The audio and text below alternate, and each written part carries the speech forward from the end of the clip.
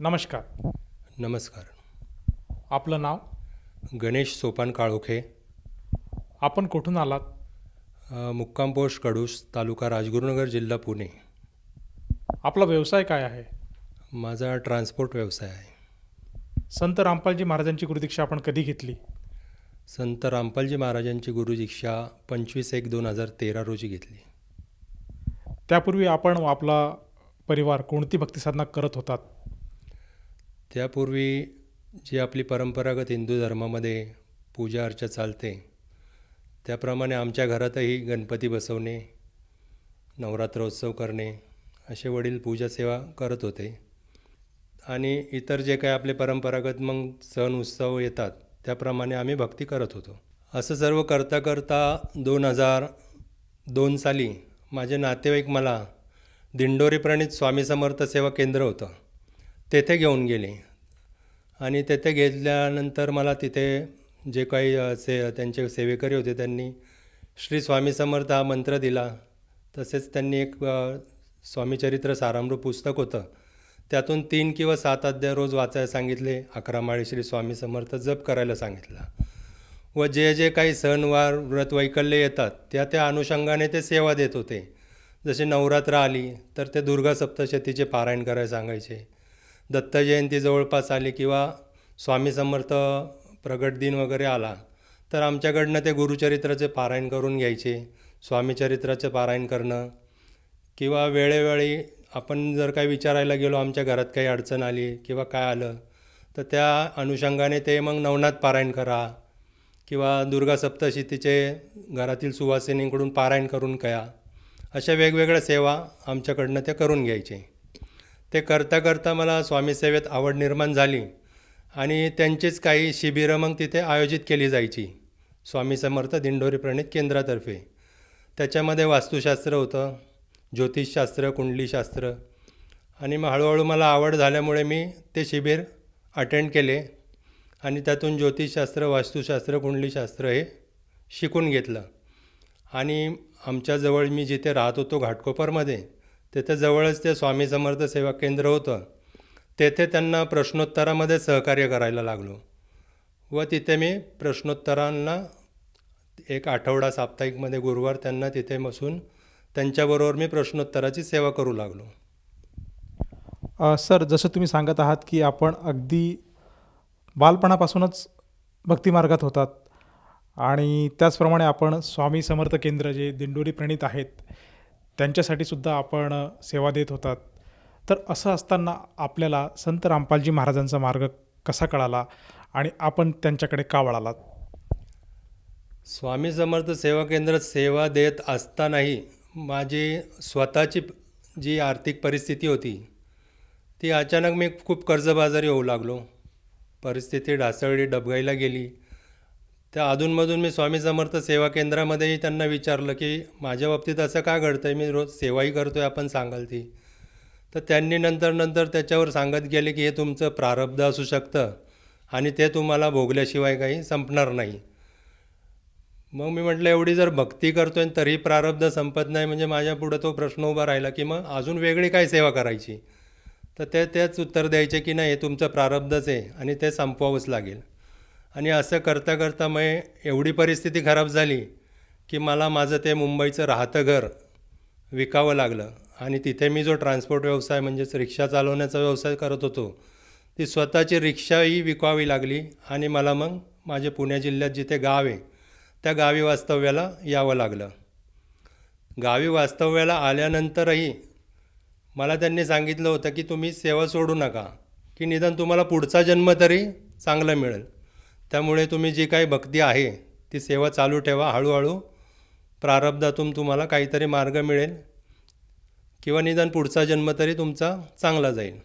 मग असं करता करता मी गावी येऊनही स्वामी सेवा चालूच होती.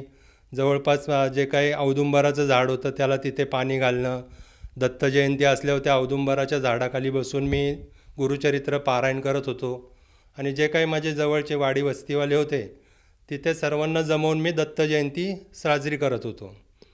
असं करता करता मी कामानिमित्त जवळच चाकण गाव आहे तिथे कामानिमित्त आलो आणि जिथे राहायला होतो ते माझे शेजारी होते. तेही मला बघत होते की मी आध्यात्मिक याच्यात काही ना काही माझं रोजच चालू आहे, कधी गुरुचरित्र, कधी नवनाथ पारायण, कधी दुर्गा सप्तशती वाचन. तर ते म्हणले तुम्ही खूप आध्यात्मिक दिसताय. तर माझ्या मामा जिथे जात आहेत ज्या संतांकडे, त्यांचं एक पुस्तक आहे माझ्याकडे, ज्ञानगंगा. मला तर काही एवढं कळलं नाही, पण ते तुम्ही वाचा, तुम्ही आध्यात्मिक आहात, तुम्हाला काहीतरी त्यातून कळेल. तर मी त्यांच्याकडनं ते पुस्तक घेतलं आणि मला ही वाचनाची आवड असल्यामुळे मी प्रथम त्या अनुक्रमणिकेवर एक नजर फिरवली. तर त्या अनुक्रमणिकेमध्ये मला एक चॅप्टर दिसलं की प्रारब्धावरही मात करणारा एक देव आहे जो तुमचं प्रारब्ध नष्ट करू शकतो. आणि मला जी मेन अडचण होती, जे प्रारब्ध करत इतके दिवस जे मी भोगत होतो, तोच चॅप्टर मी पहिला काढला आणि ते वाचायला घेतलं. तर त्यात दिलं होतं की संत कबीर हे तुमचं सर्व प्रारब्ध वगैरे तुमचं मिटवून तुम्हाला एक चांगलं आयुष्य देऊ शकतात, असं मी थोडक्यात वाचलं. आणि नंतर पुन्हा मग अनुक्रमणिकेत पहिल्यापासून वाचायला सुरुवात केली. आणि त्याच्यात माझे अगोदर जे सर्व ग्रंथ वाचन झालते, दुर्गा सप्तशती म्हणा देवीचे, नवनाथ पारायण किंवा गुरुचरित्र पारायण, यातून मला जी काही देवांची थोडीफार माहिती होती आणि त्यात ह्या ज्ञानगंगेमध्ये जी माहिती होती त्यात मी ते हळूहळू मिळवून घेऊ लागलो. त्यात लिहिलं होतं ब्रह्मा विष्णू महेश यांचेही आई वडील आहेत, जे अजूनपर्यंत मला, जे मी दिंडोरी प्रणित मार्गात होतो त्या मार्गात मला अजूनपर्यंत हे कधी कळालंच नव्हतं की मी ज्यांची भक्ती करतो आहे, ज्यांना त्रिमूर्ती म्हणून मानतो आहे, ज्यांचा अवतार श्री स्वामी समर्थ आहेत, ज्यांची मी भक्ती करतो आहे, त्यांचाही जन्म आणि मृत्यू होतो आहे, हे मला त्या ज्ञानगंगेमधून पुराव्यासहित कळालं. जे मी दुर्गा सप्तशती इतके दिवस वाचतो आहे, पण माझ्या कधी ते नजरेत आलं नाही. पण श्रीमद देवी भागवतमध्ये त्या पुराव्यासहित त्यांनी दाखवून दिलं की मी ज्यांना इतके दिवस आस्थेने पूजतो आहे त्यांचाही जन्ममृत्यू होतो आहे आणि त्यांच्यामध्ये जे काही माझं प्रारब्ध आहे ते मिटवण्याची क्षमता नव्हती. आणि मग मला त्यातून पुढे वाचत गेल्यानंतर कळालं, सृष्टीरचना वाचून झाली. त्याच्यामध्ये जो सृष्टीरचनाचा पॅरेग्राफ होता त्याच्यामध्ये पूर्ण सृष्टीरचनेमध्ये पूर्ण क्लिअर केलं होतं की यांचे आईवडील आहेत, त्या आईवडिलांच्याही वर एक देव आहे ज्याला कबीर परमात्मा त्यात संबोधलं गेलं होतं. आणि ते सर्व वाचन केल्यानंतर मी त्या शेजाऱ्यांकडे सकाळी उठलो, गेलो, पहिलाच म्हटलं हे ज्यांनी तुला पुस्तक दिलं आहे मला त्यांच्याकडे घेऊन चल. तर ते म्हटले ते माझे मामा तिथे करतात त्यांचे, आपण जाऊ भेटायला. 1-2 दिवसात मग मी आमच्या जवळपासच नारायणगाव म्हणून ठिकाण आहे, तिथे त्यांचे ते संत रामपालजी महाराजांचे अनुयायी राहत होते, त्यांना जाऊन भेटलो. व मला म्हटलं हे जे तुम्ही पुस्तक आणलं आहे त्या गुरूंकडे मला तुम्ही घेऊन चला. तर त्या म्हटले एक 8-15 दिवसात मी त्यांच्या हरियाणा येथील स्थित आश्रममध्ये जाणार आहे, तर तेथे तुम्हाला मी घेऊन जाईल.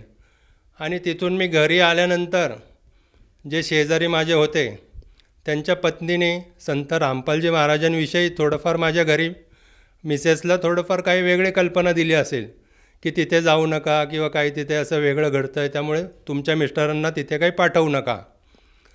तर ती घरी आल्यानंतर मी तिला सांगितलं मी 8-15 दिवसात जाणार आहे, मी बुकिंग केलं आहे.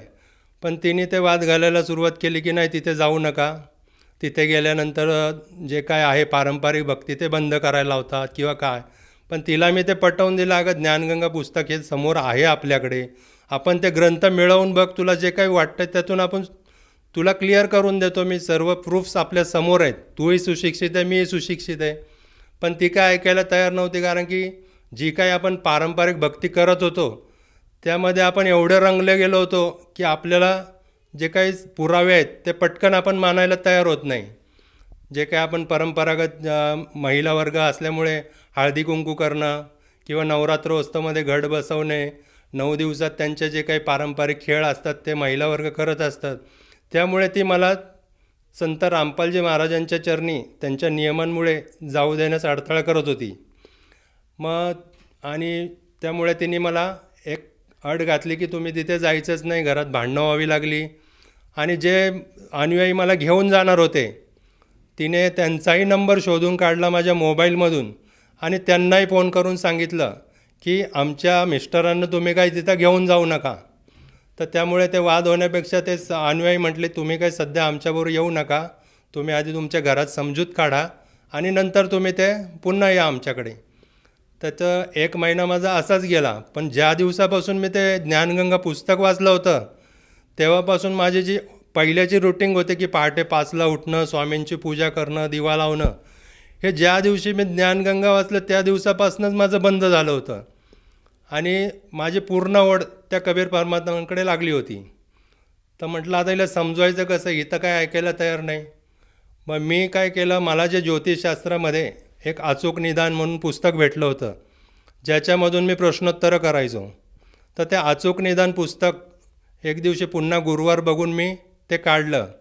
सकाळ सकाळ स्वामींची पूजा वगैरे सगळं तिच्या समाधानासाठी केलं. आणि ते अचूक निदान पुस्तकातनं मी जी समोरच्यांना उत्तरं द्यायचो हे तिला माहिती होतं आणि त्यातून ती उत्तरंही बरोबर यायची. तर तिला म्हटलं, ह्या पुस्तकावर तुझा विश्वास आहे, समोर स्वामी समर्थ आहे त्यांच्यावर विश्वास आहे. इथून मागे जी आपण इतरांना मार्गदर्शन केलं आहे ते सर्व तर बरोबर आलं आहे, म्हणजे तुला ह्या पुस्तकावर आणि स्वामींवर विश्वास आहे ना, मग आपण आज स्वामींनाच विचारू. तिलाही जवळ घेतलं, स्वामींसमोर बसवलं. त्या पुस्तकामध्ये एक चौकट होती ज्यात 10-25 कॉलम्स होते. त्याच्या पुस्तकाचं असं होतं की आपण अचूक निदान म्हणून त्या पुस्तकाचं नाव होतं की आपल्या मनात जो प्रश्न आहे ते प्रश्न त्या पुस्तकामध्ये होते. मग तिला विचारलं मी, हे ज्ञानगंगा पुस्तक आहे, आपण त्याच्या संदर्भात पुस्तक विचारू. तिला म्हटलं, तू मनातल्या मनात म्हण, हे ज्ञानगंगा जे पुस्तक आहे व त्याच्यात जे काही सांगितलं आहे ते सत्य आहे का असत्य आहे. मग त्याच्यामध्ये एक प्रश्न होता की हे खरं आहे की खोटं आहे, अशा नावाचा एक प्रश्न होता. तो XYZ समजा 12 अंकाचा नंबर तो प्रश्न होता.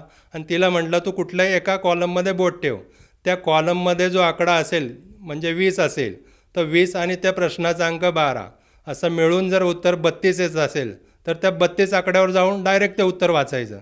तर तिने मनात ते म्हटलं, समजा 32 आकडा आला. त्या पुस्तकामध्ये क्लिअर लिहिलं होतं की त्यामध्ये जे दिलं आहे ते सर्व सत्य आहे. तिला म्हटलं, आता हे उत्तर कोणी दिलं? स्वामींनी दिलं. ती म्हटली, हा स्वामींनी दिलं, हे पुस्तकाबद्दल मला अजिबात हे नाही. म्हटलं, मग आता पुढचा प्रश्न विचार की माझे मिस्टर हे संत रामपालजी महाराजांकडे दीक्षा घेण्यासाठी जात आहे, मग त्यांनी तिथे जावं की न जावं. मग तिने पुन्हा तीच प्रोसेस केली, मनामध्ये स्वामींचं नाव घेतलं असेल आणि पुन्हा ते एका कॉलमवर बोट ठेवलं. आणि ते प्रश्न होता त्याच्यामध्ये की मी ह्या कामासाठी जाऊ की नको, अशा अनुषंगाने तो एक प्रश्न होता. तो प्रश्नाचा नंबर आणि त्या कॉलममधील नंबरची जुळवाजुळव करून जो काही आकडा आला त्या आकडा तिने काढला आणि तिच्या पायाखालची जमीन सरकल्यासारखीच ती म्हटली. त्यामध्ये क्लिअर लिहिलं होतं की यांना तिथे जाऊ द्या, आयुष्यामध्ये तुमचं खूप भलं होणार आहे. म्हटलं, आता हे उत्तर कोणी दिलं? ती म्हणते, स्वामींनी दिलं. म्हटलं, हे मान्य आहे तुला? स्वामींनी जर मला आता माझा मार्ग मोकळा करून दिला आहे तर तू काय मला आता अडवू नको, मला तिकडं जाऊ दे. आणि असं म्हणून तिने कुठेतरी माघार घेऊन म्हणली, ठीक आहे, पण तुम्ही जा, मला काही आडकाठी घालू नका, मला माझं करू द्या. म्हटलं, ठीक आहे, तुला जेव्हा समजेल तेव्हा समजेल, पण मला तिकडे जाऊ दे. आणि असं म्हणून मी परत ते ज्ञानगंगा पुस्तक होतं त्याच्यामध्ये काही नंबर्स होते, त्या नंबर्सवर कॉल केला. तो पुण्यामध्ये कुठेतरी तो हरियाणा आश्रमला लागला. तर मला त्यांनी विचारलं, तुम्ही कुठून बोलताय? मी म्हटलं, मी पुणे जिल्ह्यातून बोलतो आणि मला संत रामपालजी महाराजांकडनं नामदीक्षा घ्यायची. तर त्यांनी मला पुण्यामधील एका त्यांच्या अनुयायीचा नंबर दिला. मग त्यांना कॉन्टॅक्ट केल्यानंतर त्यांनी सांगितलं, मी एक 2-4 दिवसात जाणार आहे, मला पुणा स्टेशनला येऊन भेटा. मग तिथे जाऊन मी तिकीट काढली आणि 25/1/2013 रोजी संत रामपालजी महाराजांच्या हरियाणा स्थित आश्रममध्ये जाऊन नामदीक्षा घेतली.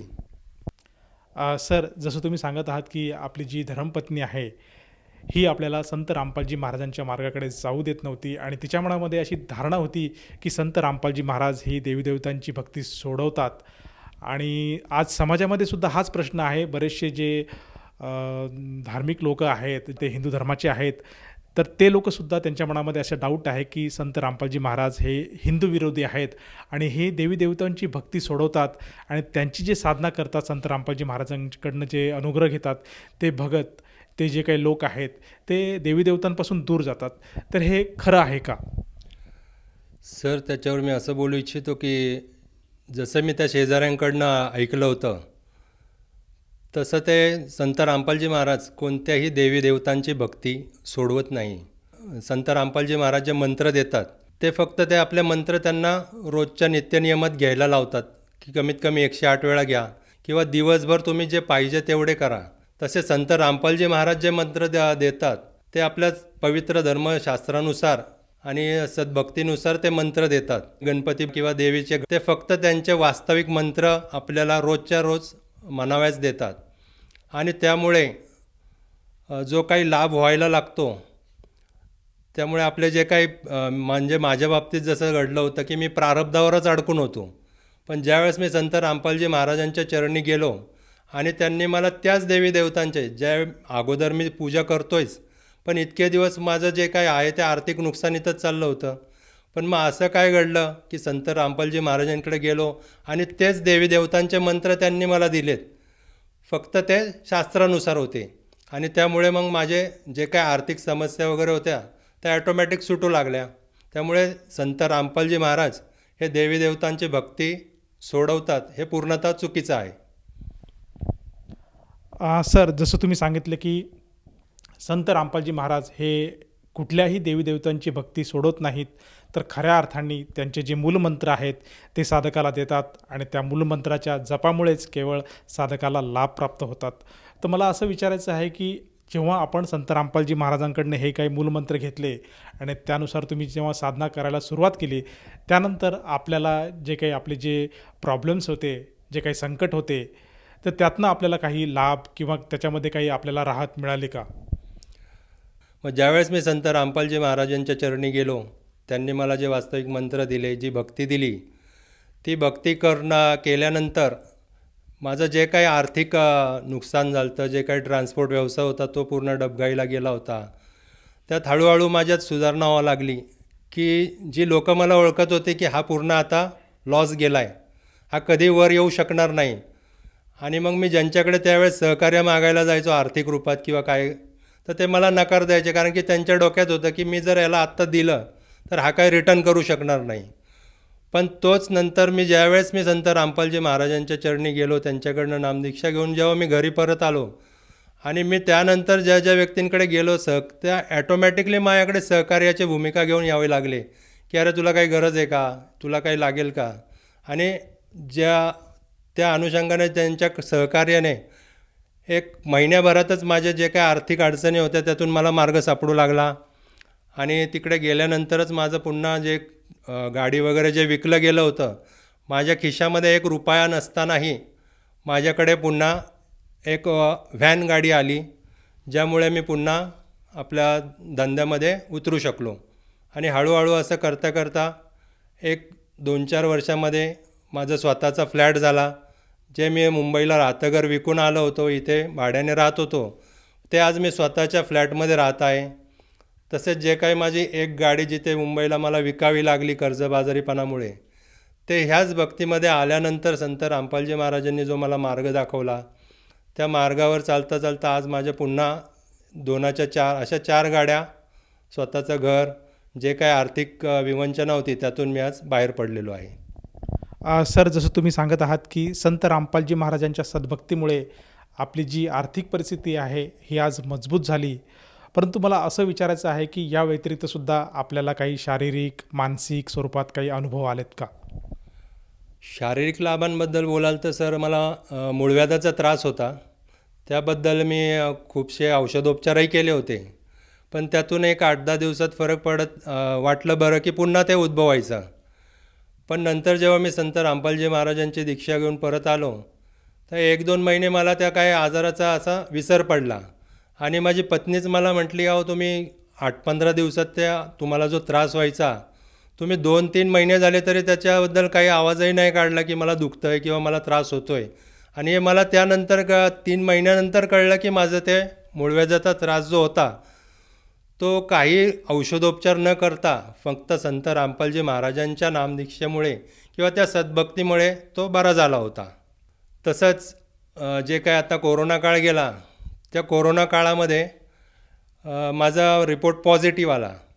आणि त्या काळात तुम्ही इतरत्रही बघितलं असेल की जो कोणी हॉस्पिटलाइज झाला आहे त्याची घरी येस तोपर्यंत सर्व आपले नातेवाईक म्हणा किंवा स्वतःलाही गॅरंटी नव्हती की हा ॲडमिट झाला आहे म्हटल्यावर हा घरी येईल की नाही येईल. त्या काळामध्ये ज्या दिवशी मी ॲडमिट झालो त्या दुसऱ्याच दिवशी आमच्या एका नातेवाईकाची वाईट बातमी माझ्यापर्यंत येऊन पोचली की अरे तो नातेवाईका कोरोनाने दगावला. तर त्याच दिवशी मी संत रामपालजी महाराजांना प्रार्थना केली की मला कोरोनाचा रिपोर्ट पॉझिटिव्ह आलेला आहे. तर तिकडनं त्यांचं उत्तर आलं की तुम्ही भक्ती करताय तर घाबरण्याची गरज नाही, भक्ती करा, परमात्मा सर्व ठीक करतील आणि तुम्ही 1-2 दिवसात घरी परत जासाल. तर मी तसं मग आपण आज बघतो स्टेटस ठेवत असतो, मी लगेच व्हॉट्सअपला माझ्या स्टेटसला ठेवून दिलं की मी माझ्या देवाला फोन केला आहे आणि त्यांनी मला सांगितलं आहे की तू 2 दिवसात एकदम ओके होऊन घरी जाशील. आणि खरंच तसंच झालं. मी 2 दिवसामध्ये माझं जे काही रिपोर्ट आहे ते नॉर्मल झाले आणि मला लगेच 2 दिवसात डिस्चार्ज देण्यात आला. असं मी त्या कोरोना काळात जे काही आपण ऐकत होतो त्या कोरोना काळात या महामारीतून मला सुखरूप त्यांनी घरी पाठवलं. सर, जसं तुम्ही सांगत आहात की संत रामपालजी महाराजांनी आपल्यावर अप्रतिम अशी दया केली आणि आपल्यावर जे आर्थिक संकट होतं, त्याचप्रमाणे जे शारीरिक व्याधी होत्यात आणि करोना काळामध्ये आपल्यावर जे काही संकट आलं होतं त्यातनं आपल्याला सुखरूप बाहेर काढलं. तर ह्या अशा आपल्या अनुभवातून आपण जे आज गरजवंत आहेत आणि नाना प्रकारच्या व्याधींनी ग्रस्त आहेत, ते त्याच्यापासून आराम मिळावा यासाठी भटकत आहेत, दारोदारी जात आहेत, संतांकडे जात आहेत, झाडफूक करत आहेत आणि डॉक्टरांकडे सुद्धा जात आहे, परंतु त्यातनं त्यांना काही आराम मिळत नाही. तर अशांसाठी आपण आपल्या अनुभवातून काय संदेश द्याल? सर, मी संदेश तर नाही, पण मी एक विनंती करेल की माझे जे काही सहकारी मित्रपरिवार किंवा माझे जे स्वामी समर्थ सेवा केंद्रातील त्यावेळेचे सहकारी असतील, त्यांना मी एक कळकळीची व नम्र विनंती करतो आहे की जे काही मी भोगलं आहे आणि ते तुम्ही पाहिलं असेल की माझा तो काळ कसा गेला, त्या काळात मी कसं डबघाईला गेलो आणि आज मी ज्या सुस्थितीत आहे, तर तुम्हाला मी तेच सांगू इच्छितो की तुम्हीही जर सुशिक्षित असाल तर लवकरात लवकर संत रामपालजी महाराजांचं एक ज्ञानगंगा नावाचं पुस्तक आहे, त्या पुस्तकाच्या माध्यमातून किंवा संत रामपालजी महाराजांचे आज विविध चॅनल्सवर सत्संग चालतात, त्या सत्संगखाली एक पट्टी चाललेली असते, त्या पट्टीवर आश्रमांचे नंबर असतात, त्या नंबरवर कॉल करा व त्या ज्ञानाबद्दल विचारपूस करा. तुम्हाला पुस्तक हवे असेल तर तुम्हाला त्याचीही माहिती मिळेल किंवा तुम्ही नामदीक्षा घेण्यासाठी इच्छुक असाल तर त्याचीही माहिती तुम्हाला त्या नंबर्सवर मिळेल. व जसं मला ज्ञान झालं, मी ती भक्ती स्वीकारली व आज तुम्ही माझ्यातला बदलही पाहत आहात, तसंच मलाही वाटतं की तुम्हालाही तो बदल, आजही मी माझ्या अनेक मित्रांना आर्थिक स्थितीत किंवा शारीरिक आजारांमध्ये, आदिव्याधींमध्ये ग्रासलेलं पाहतो आहे, तर मला त्यांना बघून खूप दुःख वाटतं आहे. तर त्यांना माझी कळकळीची विनंती आहे की लवकरात लवकर संत रामपालजी महाराजांचं ज्ञान समजून त्यांची नामदीक्षा घेऊन आपलंही आयुष्य सुखसमृद्धी आणि भरभराटीने जावं. त्यासाठी त्यांचं ज्ञान समजून घ्या आणि लवकरात लवकर संत रामपालजी महाराजांची दीक्षा घ्या. सर, जसं तुम्ही आता उल्लेख केलात की साधकाला जर सुख हवं आहे किंवा ज्या काही त्यांना व्याधी आहेत किंवा त्यांची आर्थिक परिस्थिती खराब आहे आणि त्यातून त्यांना जर समाधान हवं असेल तर त्यांनी संत रामपालजी महाराजांची नामदीक्षा अवश्य घ्यायला हवी. मला असं विचारायचं आहे की या नामदीक्षेसाठी जर साधक त्यांच्या आश्रमात किंवा दिलेल्या पत्त्यावर जात असेल नामदान केंद्रावर, तर तेथे जाऊन त्या साधकाला त्या नामदीक्षेसाठी किती पैसे मोजावे लागतात? सर, त्यांना त्या नामदीक्षेसाठी एकही रुपयाचा खर्च येत नाही. उलट संत रामपालजी महाराजांनी नामदीक्षा दिल्यानंतर त्यांना एक आरतीचं पुस्तक दिलं जातं, संत रामपालजी महाराज व कबीर परमात्मा यांचा एक फोटो दिला जातो, तसेच त्यांना एक चरणामृतची बॉटल व इतर प्रसाद साहित्य हे सर्व मोफत दिलं जातं. त्यांच्याकडनं एकही रुपया घेतला जात नाही. धन्यवाद. सत साहेब. संपूर्ण विश्वामध्ये 500 पेक्षा जास्त नामदीक्षा केंद्र आहेत जिथे निशुल्क नामदीक्षा दिली जाते. निशुल्क नामदीक्षा प्राप्त करण्यासाठी आणि अधिक माहितीसाठी संपर्क करा 7030303951 7030303952. अद्वितीय आध्यात्मिक ज्ञान वाचण्यासाठी, पाहण्यासाठी आणि ऐकण्यासाठी संत रामपालजी महाराज ॲप अवश्य डाउनलोड करा किंवा आमची वेबसाईट www.jagatgururampalji.org वर व्हिजिट करा. आम्हाला सोशल मीडियावर फॉलो करा. सर्व पवित्र धर्मांच्या पवित्र शास्त्रांवर आधारित प्रमाणित अनमोल पुस्तक ज्ञानगंगा किंवा जगण्याचा मार्ग यापैकी कोणतेही एक पुस्तक निशुल्क मागवण्यासाठी आपण आम्हाला आपले पूर्ण नाव, पूर्ण पत्ता, पिनकोड आणि फोन नंबरसह लिहून 7030303951 किंवा 7030303952 या नंबरवर SMS करू शकता किंवा 7030303950 या नंबरवर व्हॉट्सअप देखील करू शकता.